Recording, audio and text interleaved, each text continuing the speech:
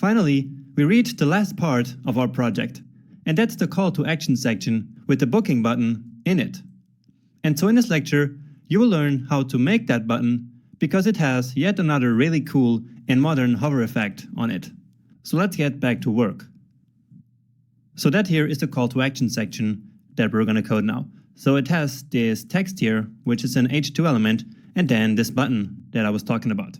But let's for now take care of the overall formatting of the section and of this heading element here. Okay? So this here is probably the, well, actually it's not. So this is the detail. And so right here is where we have to put our call to action section. So a div with the CTA class, so short for call to action. So in here we have the H2, which I'm going to call CTA book now. And then the text that's in here is good news. We have 4 free rooms for your selected dates. So just this. And then after that, we have our button, which I'm simply calling BTN. All right. And now in here, for now, I'm just going to put some text. So only 4 rooms left, but we're going to have to change that later. And I'm going to explain you why by then. So for now, let's just format here or CTA element. So down here, all the way down here. And let's get this one here.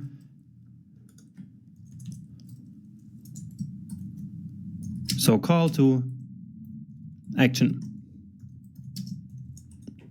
And I want to start with a padding of 3.5 rem top and bottom. And also let's center the text here. So text align to center, because that will automatically center the H2 element as well as the button. Okay, and so let's now format that H2. So book now. And that one has a text transform of uppercase. And actually, let's start with the font size. So 1.2 rem. And the font weight of 300. And then also a margin to the bottom of 2.5. All right, let's check that. And here we go. Okay, so you see that everything is centered. And well, of course, this text here is way too small. Let's make it 1.5. And so here we go.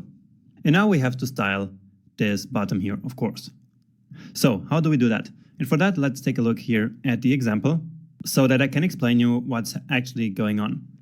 So the trick to this here is to basically design the button like this and then put 2 elements in there. One that says book now. Okay, so the text that we have here, and then another one that says only 4 rooms left. And as soon as we hover the button, well, they both slide down a little bit. And when we then hover out, of course, they move back up. So that's exactly what happens. So take a look. So you saw that? The book now moves down and the other text also moves down. So you saw that? And so that's what we have to do. So again, we have the button outside, and then in there we have 2 elements, one for each part of the text, which then move down as we hover. Okay, so let's do that. And I'm going to call the first one button visible and the second one button hidden. So I'm simply using a span element here. So button visible, saying book now, and then button invisible. And that's where this text here goes. So let's style that now. Actually, let's first change the font size here because I thought it was still way too small. Okay. And okay. So now the button.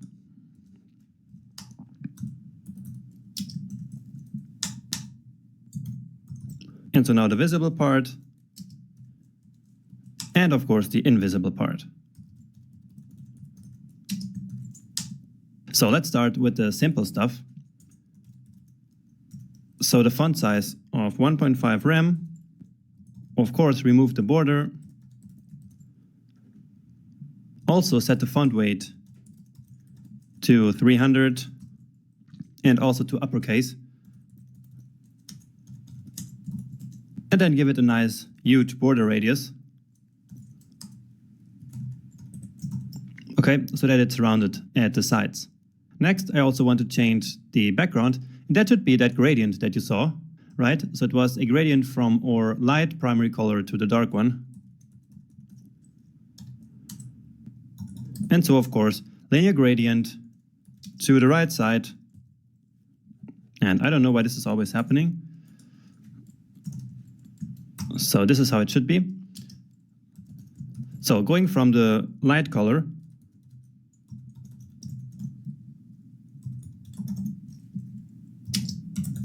to the darker one. All right. And finally, the color of the button, of course, should then be white. All right. So let's take a first look at that. All right. So it's starting to look a bit like our real example.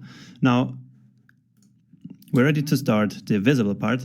So first of all, since it's a span, it's an inline element, but we want it as an inline block. So in order that we can use padding in there, okay? So we want a padding at the top and the right side. So 2 rem, top and bottom, and then let's put a huge length for left and right, like 7.5 rem, okay?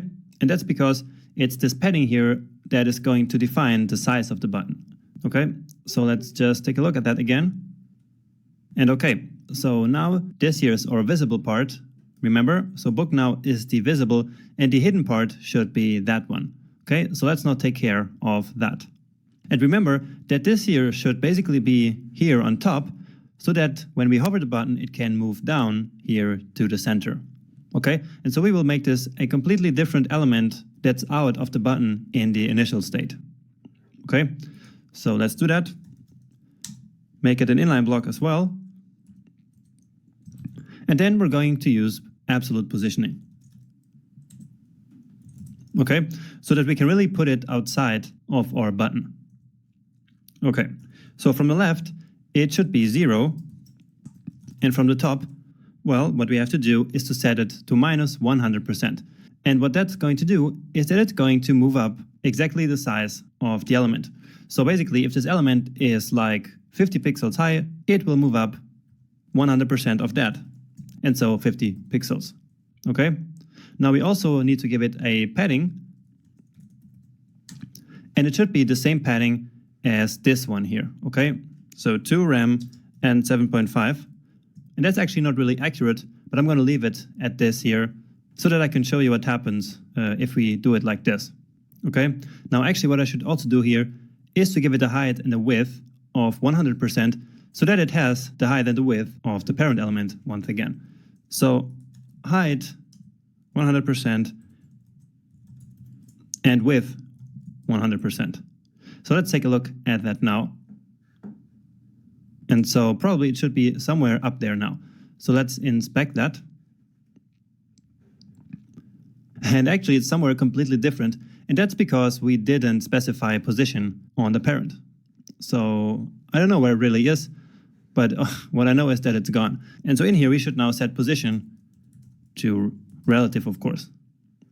Never forget that. Okay, and so right now, this is where the invisible element is, so exactly where we want it to be. Now you see that actually the word left is here, so it comes out of the button, and that's because it doesn't have enough space, okay? So if we remove this part here, like set it to 0, then it should have enough space to fit all the content, okay? And so that's what I was saying, that padding wouldn't work, but that I would explain to you later why it wouldn't work. And actually this is not where I have to change, but here. All right. So that's better. And actually you can see it here. Well, not really, but imagine that I changed the color. So let's like put it to red. And then of course you see that the text is here. Okay. And so we should probably hide that part, right? So how can we do that? Well, actually the best way of doing that is to set overflow to hidden.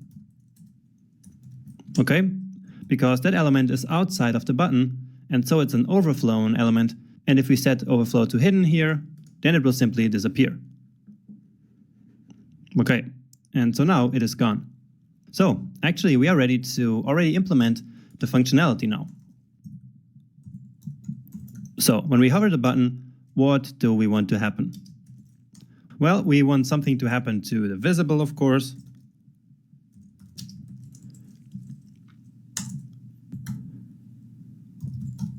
And to the invisible.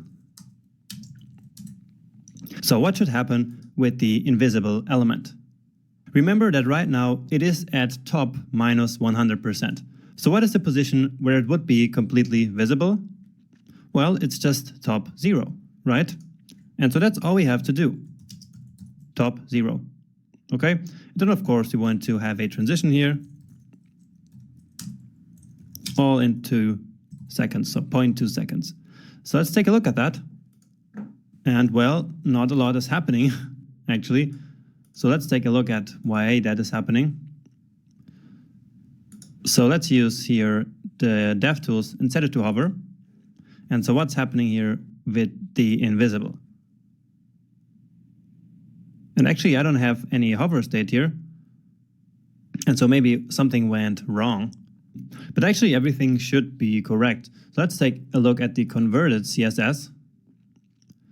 And you see that we already have a lot of CSS written. And here is the selector that we just wrote. And actually, that's completely incorrect. Okay, so that's not how we can do it. So let's simply put it in here, because that's actually the way it should be done. So that was just a mistake.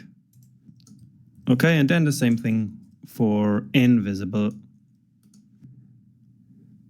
Let's get rid of that. And of that.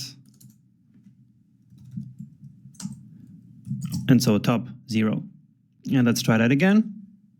And so now you see that it's moving down right into the middle of the button. And as we move out, well, it doesn't go away. Let's reload this. And yeah, so now it's working. As we hover out, it goes away again. Okay, and so now all we have to do is to do something similar with the visible.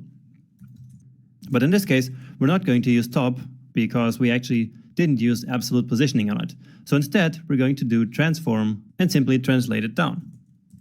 So translate y, so in the y direction, and 100% of its height.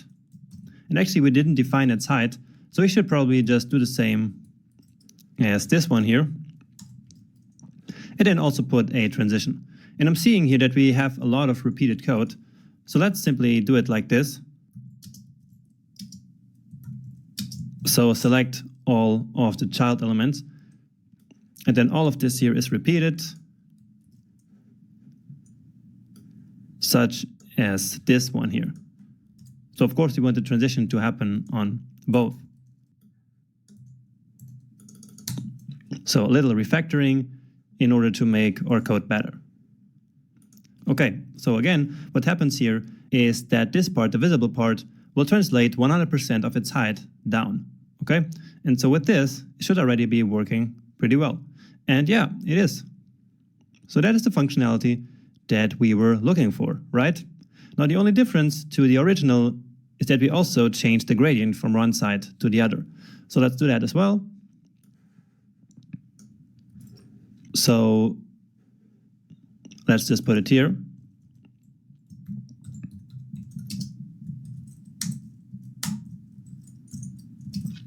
So it went to the right, and now we can simply change it to the left. All right, and the final thing is the focus. So remember the focus on the inline button? Well, here in this button, we're going to do the exact same thing. So outline, none, but instead of having that outline, we have the animation that we already coded, and it's called pulsate. We want it to run for 1 second and basically forever, so infinite. And with that, we should be ready. So you saw that the gradient changed, and it's not transitioning actually, and that's because transition doesn't work for background images, and so it also doesn't work for gradients.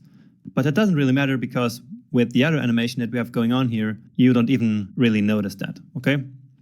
Okay, and the last thing is to now click it, and then you see the pulsating animation. And so it looks like it's really calling you, please click me, okay? So that's the purpose of this animation.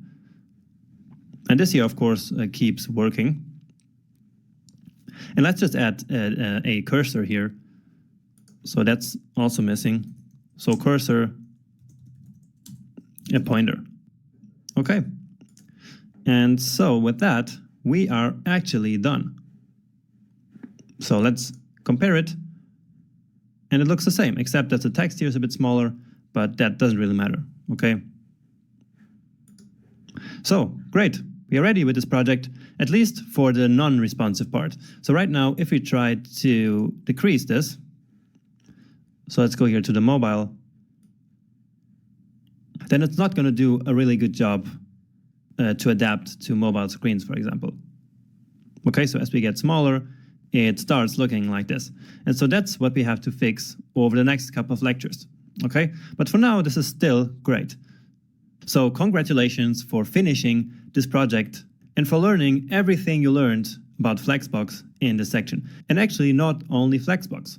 So I also showed you a couple of other cool tricks and techniques here in this section, but of course the main focus was on Flexbox. And so I hope you really mastered that by now. So project is finished. Over the next couple of lectures, as I was saying, we will take care of writing some media queries in order to make everything super responsive here and adapt it to mobile and tablets.